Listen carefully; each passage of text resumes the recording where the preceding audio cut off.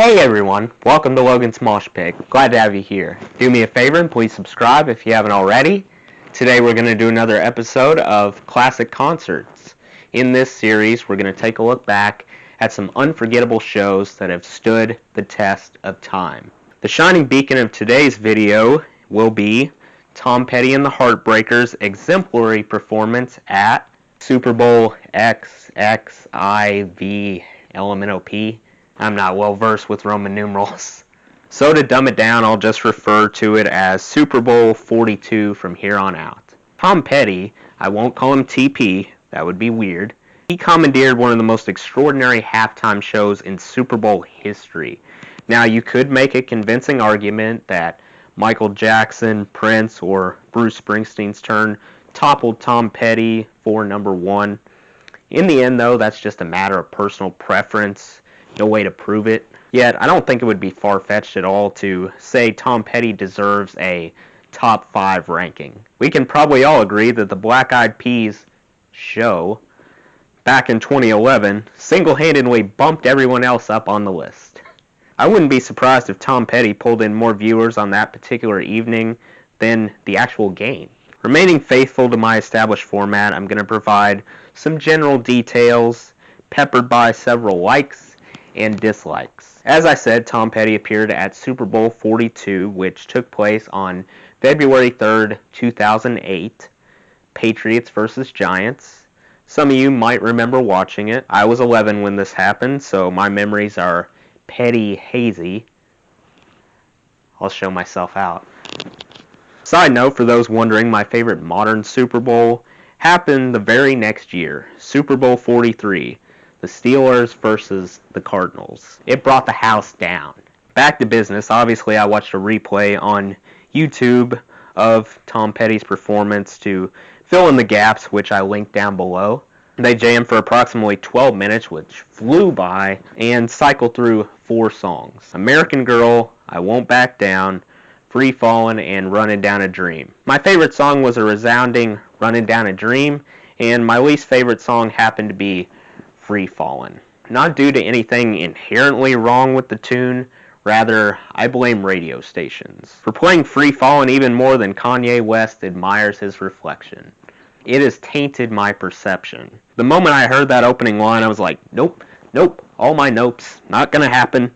I'd rather listen to a car alarm for 3 minutes straight. Anyway, I'm curious to know what your favorite song from this phenomenal performance was. Head over to the comments. Now let's move on to my likes and dislikes. Things I enjoyed and loathed about Tom Petty and the Heartbreakers' Super Bowl spectacle. The simplicity on display marks the first powerful, positive takeaway that jumped out at me. Tom Petty ensured his music was in the forefront, as it should be. I've watched plenty of halftime shows that leave a bad taste in my mouth, either because the performers unnecessarily over-sexualized it, or went overboard on visual effects such as asinine stage designs and crazy animatronics. When someone goes all out on the visual aspects, it comes across as goofy to me. Moreover, it nullifies the music's impact, detracts from their goal.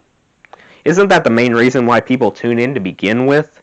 To hear great music? I'm fine with some visual assistance, but not compounded to the point where it borders on lunacy. Tom Petty's minimalistic, less is more approach appeared very classy. A subtle color shift here, a few fireworks there, enough to appease us. Adding to the professional vibes, I appreciate the way this man truly sings. He doesn't rely on lip syncing, doesn't take any shortcuts. He uses his natural talent, something that is becoming increasingly rare within the music industry.